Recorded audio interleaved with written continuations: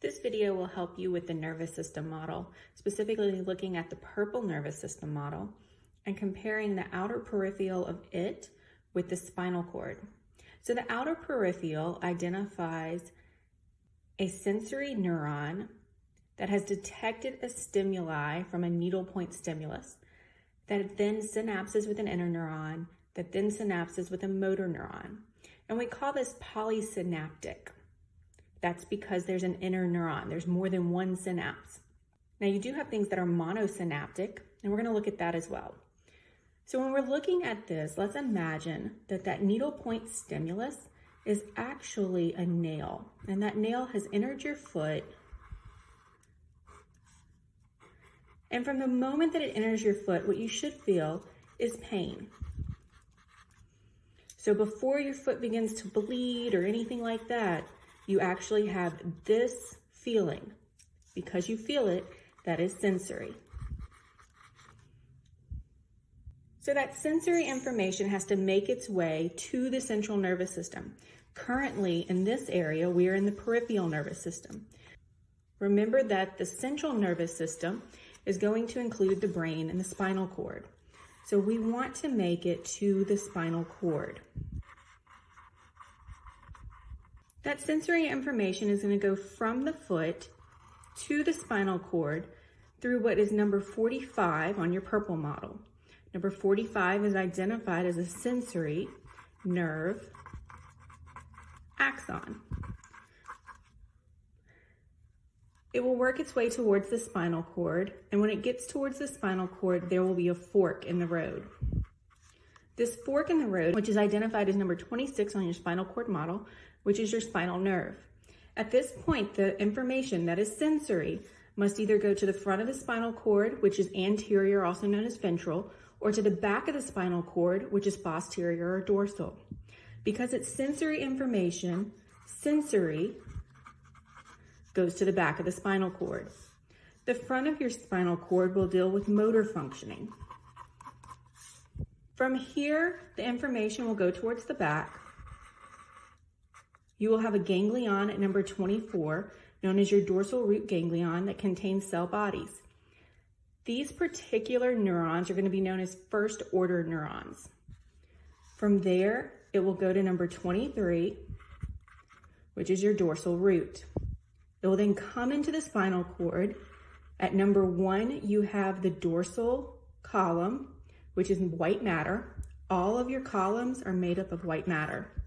White matter is composed of the actual axons. Once it goes through that column, it will then come to this dorsal horn, which is located at number 5.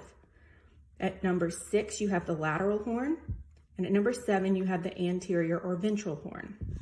You have columns and white matter, also known from anatomical positioning, dorsal, lateral, ventral, and then the horns of the gray matter. Your gray matter will be composed of cell bodies. The cell body is also known as the parachiron or the soma. It contains the nucleus of that cell. At number 1, you're going to have second order neurons. Your second order neurons are located in the spinal cord or the brainstem. As a side note, you also have third order neurons, but those are the ones that form between the thalamus and the parietal lobe. So thinking about the different types of reflexes that can happen. Well, if it's monosynaptic, that's going to happen with stretch reflexes like a knee jerk. So what will occur is that when it enters into that dorsal horn, it then goes straight over and synapses with a motor neuron here on the anterior side at the ventral horn, and then it leaves. But when there's pain involved, you're going to see that they become polysynaptic, which means there's more than one synapse. It's going to synapse with an inner neuron.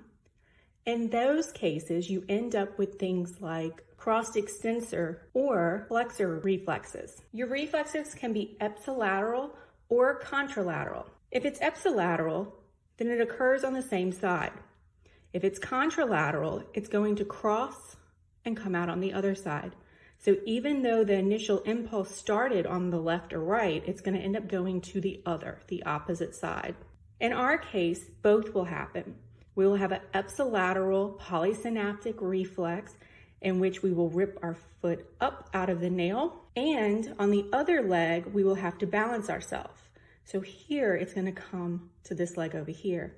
We're going to keep it simple and just talk about the reflex coming back to initiate the flexor muscles to withdraw the leg. So the sensory information has come up, made its way to this fork in the road. It has gone the dorsal side. It's going through the spinal cord. It's going to synapse with an inner neuron here. It will then synapse with a motor neuron. It's going to come out through the anterior, also known as the ventral root. This is number 25 on your model. From this point, it's going to come back to the spinal nerve. From this point, it's going to come down the leg.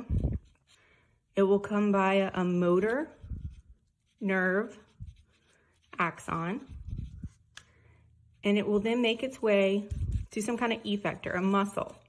And that muscle will contract, allowing you to pull your foot up out of the nail. All happening within not even a full second. I hope this video has helped you understand a spinal reflex. Please check out my other videos for more information on the nervous system.